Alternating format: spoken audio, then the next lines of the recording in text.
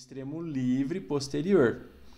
A gente não classifica como classe 3 modificação 1, sendo que tem um espaço intercalado aqui, porque vale a menor classificação possível. E para um arco desse tipo, a menor classificação seria classe 2, porque seria de extremo livre aqui na esquerda, né? Então, extremo livre unilateral é uma classe 2 e tem mais uma área isentada. Então, modificação 1, tá? Deu para entender? Se não deu para entender, deixa no comentário aí que a gente tenta resolver depois, explicar melhor de uma forma que dê para entender. E a classe 4, ela é o quê? É o espaço intercalado que cruza a linha média, tá? Se fosse qualquer espaço intercalado que não cruzasse a linha média, seria uma classe 3, tá? Que nem aqui, ó, nós temos nessa classe 3 aqui na foto da esquerda, é uma classe 3, por quê? É um espaço intercalado, porém não cruzou a linha média. Já na classe 4, a gente tem um espaço intercalado que cruzou a linha média. Então, ele passa a ser classe 4. Uma característica interessante da classe 4 é que ela não tem modificação. Por que não tem modificação? Vamos lá. Aqui nós temos, então, uma classe 4, um espaço intercalado que cruzou a linha média. Ah, mas e se faltasse aqui, ó, esses dois molares? Se faltasse esses dois molares, isso automaticamente vira uma classe 2, porque tem um extremo livre unilateral com uma modificação, né? Que é essa outra área edenta aqui. Então, qualquer coisa que começar a acontecer na região posterior já não vai ser classe 4, mesmo tendo um espaço intercalado cruzando a linha média. Por quê? Na classificação de Kennedy, o ponto de partida, o ponto de referência é a região posterior. E também deve valer a menor classe possível. Sendo, então, classe 4 tem que ter os dentes posteriores e um espaço intercalado cruzando a linha média. Se faltar qualquer coisa aqui, faz conta que faltou esse pré-molar aqui, ó, na direita. Faltou esse pré-molar. Essa classificação, esse arco passa a ser uma classe 3, independente do tamanho da área intercalada, né, do espaço edento aqui, que estiver cruzando a linha média. Por quê? A referência é a região posterior. Faltando um dente aqui na região posterior, por exemplo aqui, seria um espaço intercalado, certo? Posterior, com uma modificação, ou seja, mais uma área edenta. Deu para entender? Qualquer coisa, vocês mandam pergunta aí que a gente responde, tá bom? Muito bem, sabemos agora como classificar os arcos. Agora a gente precisa saber, como eu já havia dito, de que material é feita a estrutura metálica. Né? É níquel cromo, é cromo cobalto, é titânio, do que é? A estrutura metálica de PPR ela é feita com uma liga de cobalto cromo, tá? Essa liga, ela inicialmente foi utilizada na indústria de carro, né, automobilística, depois na parte da aeronáutica e também aeroespacial. Quais são as características dessa estrutura e por que, perdão, dessa estrutura não, dessa liga, e por que ela é interessante de se usar em boca? Ela apresenta uma alta resistência ao desgaste, tá? Então, o paciente pode comer tanto coisas duras quanto coisas moles, né? Que não, a resistência ao desgaste é grande dessa liga. Ela apresenta uma resistência à corrosão, o que é interessante, uma vez que a boca é um ambiente úmido, né? Ela não pode enferrujar, então não poderia ser de ferro, digamos assim. Essa estrutura não pode, ele tem que ter uma resistência à corrosão. Só em 1930 que passou a ser utilizada na área médica odontológica, tá? Tem biocompatibilidade.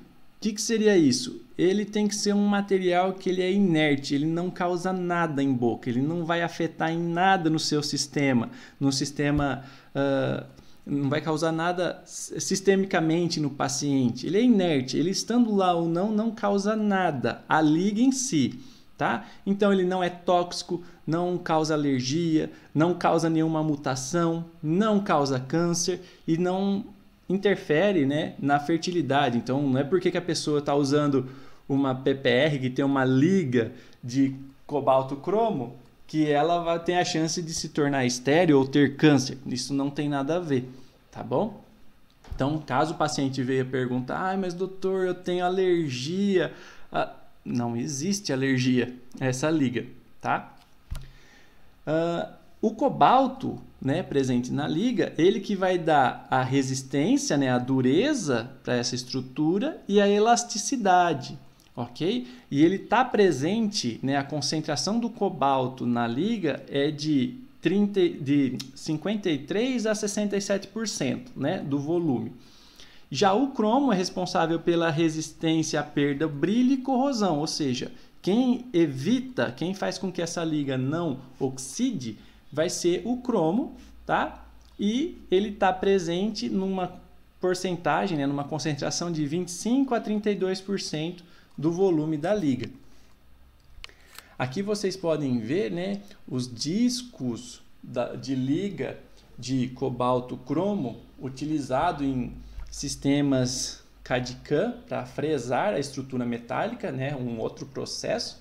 E aqui tem os ligonetes, né, os cilindrinhos que vão ser derretidos, né, levado na centrífuga e injetado para a confecção convencional de uma estrutura metálica.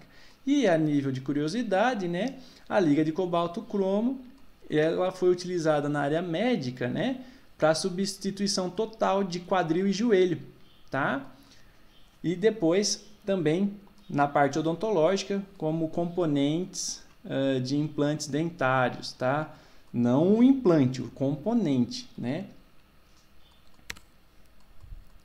Muito bem, já sabemos qual é a liga, né, do material, sabemos classificar, e agora a gente precisa saber quais são as partes que compõem uma estrutura metálica.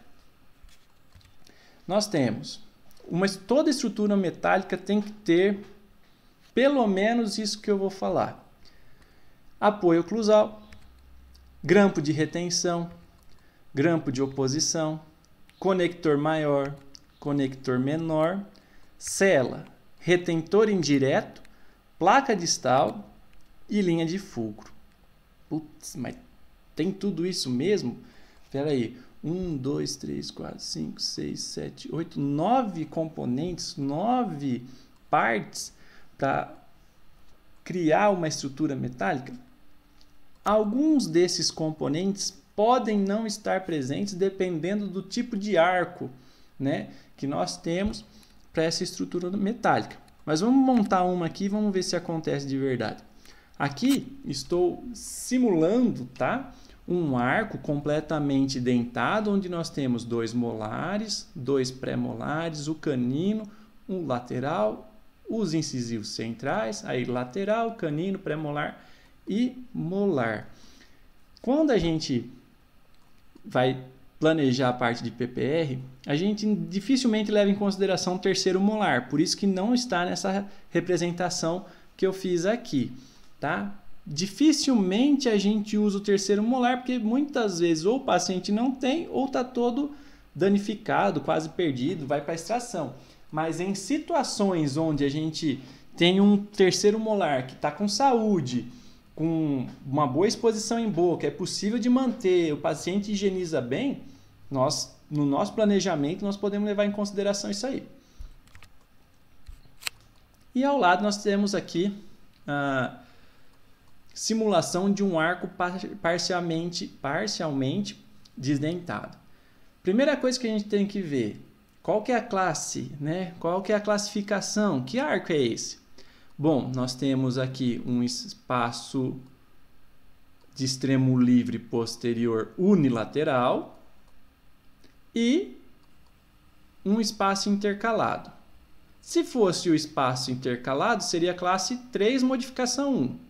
Se a gente levar em consideração o espaço de extremo livre, seria classe 2, modificação 1. Como eu falei para vocês que o que vale é a menor classe, então esse arco ele é uma classe 2, porque ele tem um espaço de extremo livre posterior unilateral e mais uma modificação, ou seja, mais uma área edenta. Tá? E se tivesse aqui e aqui na frente, seria classe 2, modificação 2. Tá? Ou seja, além da classe 2, o que caracteriza esse arco como uma classe 2, ou seja, um espaço de extremo livre posterior edento, tá? Isso é uma classe 2 unilateral. Ele teria mais duas modificações, ou seja, mais duas áreas edentas. Tá? Então, seria, né, uma classe 2, modificação 2. Mas nesse caso aqui, nós temos então uma classe 2, modificação 1. Vamos ver então se existe tudo isso que eu falei para vocês que deve existir numa estrutura metálica. Falei primeiro em apoio oclusal.